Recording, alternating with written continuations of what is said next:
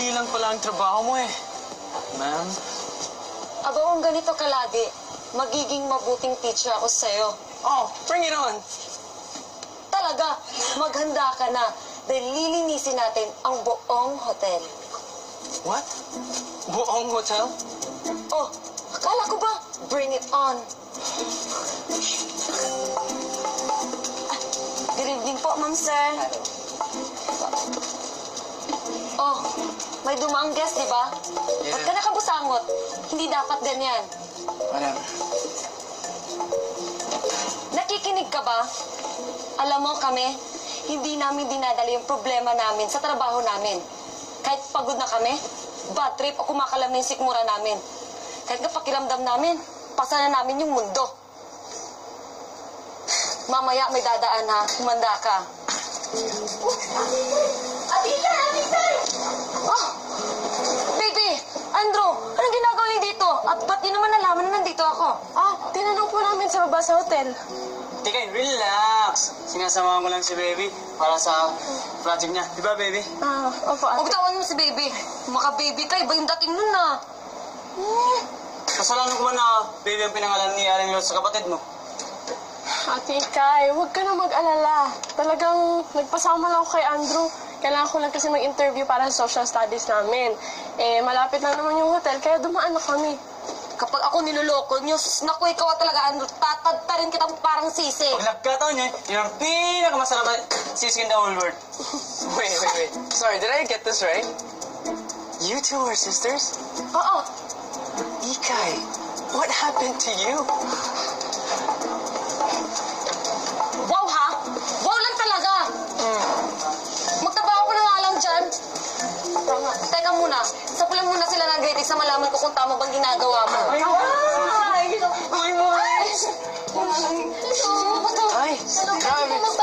guys, I'm sorry, the guests, we're cleaning at the moment, I'm sorry. Pasensya na po, ha? Is this your room? Is this your room? Halika na nga, magtrabaho na tayo. Look, we gotta go. Sorry, ma'am, we have work. Pasensya na po. Pasensya na po, ha?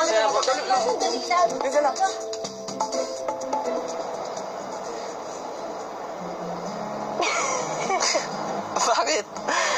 Wala. Naisip mo talaga na magpapakamatay ako? Aba, ibang baliw dyan sa pag-ibig, kayang gawin yun. Bakit ikaw ba? Naisip mo na yun? Mati ka na. Ilang beses na rin akong sinaktan tsaka pinaasan ng mga babae, no? Lately lang ako unting-unting nakalimot sa last heartbreak. Kasi may nakita akong babae. Si Province. Pero taga Maynila siya. Tapos alam mo ginawa ko? Pinicturean ko. Tapos ito ako ngayon, nasa Maynila, asang-asa, na mukhang tanga, na makikita ko siya. Nahanap mo naman ba?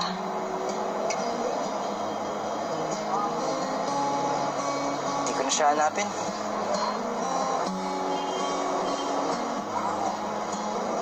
May nakita na kasi ako.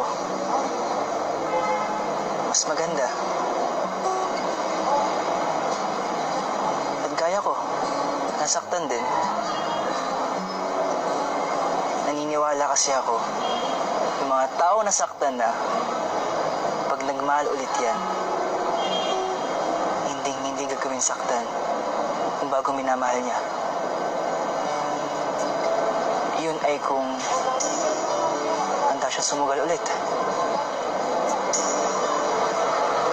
Hindi ko alam kung kaya ko na o kung kaya ko pa. Bakit naman hindi? Kim, ang puso, pag paulit-ulit nasaktan yan, hindi makapagod magmahal.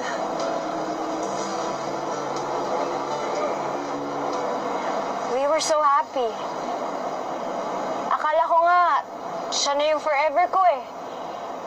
Until one day, nahuli ko siya.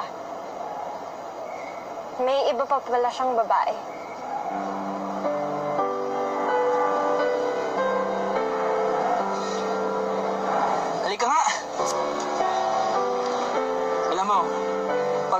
kind-hearted ako, sinisigaw ko lahat ng sama ng loob ko.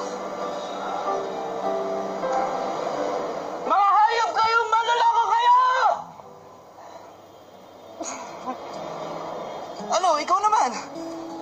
Ako? Ayoko nga. Nakakahiya. Ano nakakahiya? Wala naman tao dito eh. Bis na. Ito. Mga babae na lakit sa akin! Ako pala yung sinayang niya! Oh!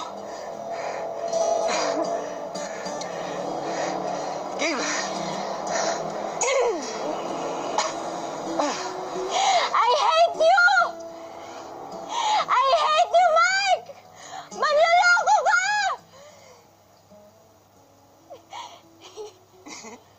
Ooh. 5 years! 5 years! Tapos ipagpapalit mo lang ako!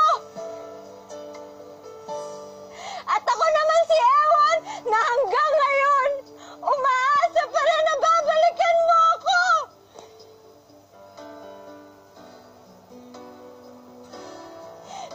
Ang tawa ko! Ang tawa-tawa ko!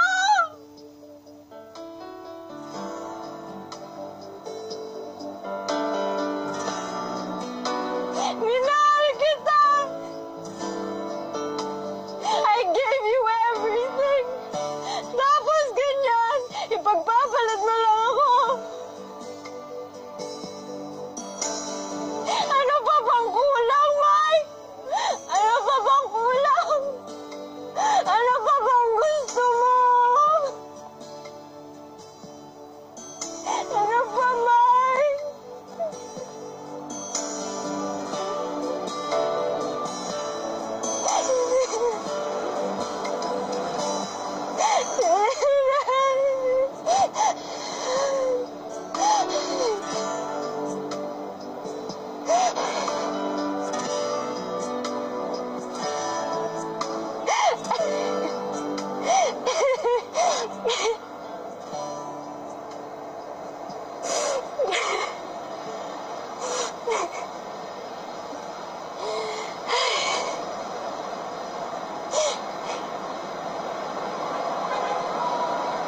Thank you.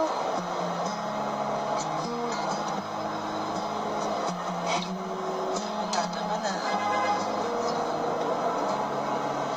Calm lang.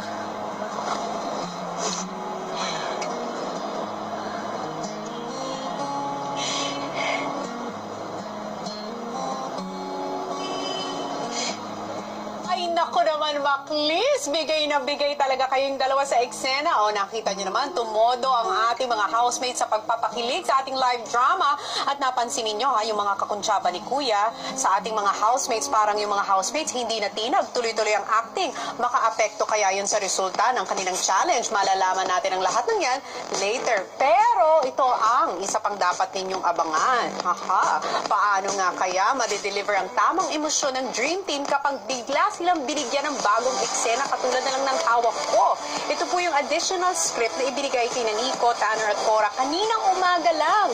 Magawa kaya nila ito ng maayos, lalo pa at meron na lamang silang ilang oras para aralin at i-rehearse ang lahat ng ito. Huwag na huwag niyong palalampasin yan, mga kapamilya, sa pagbabalik niya ng Pinoy Big Brother Lucky Season 7. Sa'yo, ako'y nagutom.